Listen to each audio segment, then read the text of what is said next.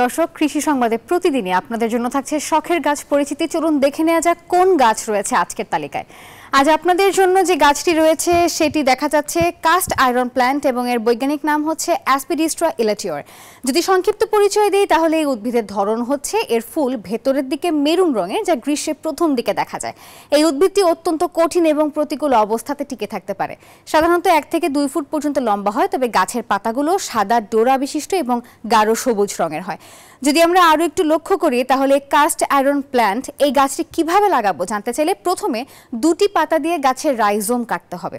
এবারে রাইজোমের কাটিংটা মাটিতে রেখে হালকা পানি ছিটিয়ে দিতে হবে এবং বাগানে অন্তত 1 ফুট দূরত্বে গাছ লাগাবেন। এরপরের স্লাইডটা যদি আমরা লক্ষ্য করি, সেখানে রয়েছে কাস্ট আয়রন প্ল্যান্ট গাছের যত্ন কিভাবে নেবেন। বসন্তকালে মাসে একবার তরল সার দিবেন। নতুন গ্রোথ বৃদ্ধির জন্য মৃত পাতা ছাঁটাই করুন। সপ্তাহে একবার গাছে পানি দিন এবং অবশ্যই কম আলো বা পরোক্ষ আলোতে রাখবেন। এনজিওর কিস্তি প্রথমবার বিকাশ পেমেন্ট করলেই 20 টাকা ইনস্ট্যান্ট ক্যাশব্যাক। এবং যদি সবশেষ আমরা দেখতে যাই যে এই গাছটি আসলে কোথায় পাওয়া যায়, তাহলে আপনাদের জানিয়ে রাখতে চাই যে কোনো নার্সারি, বড় সুপারমার্কেট অথবা যে কোনো বাগান কেন্দ্রে আপনারা কিন্তু এই গাছটি পেয়ে যাবেন।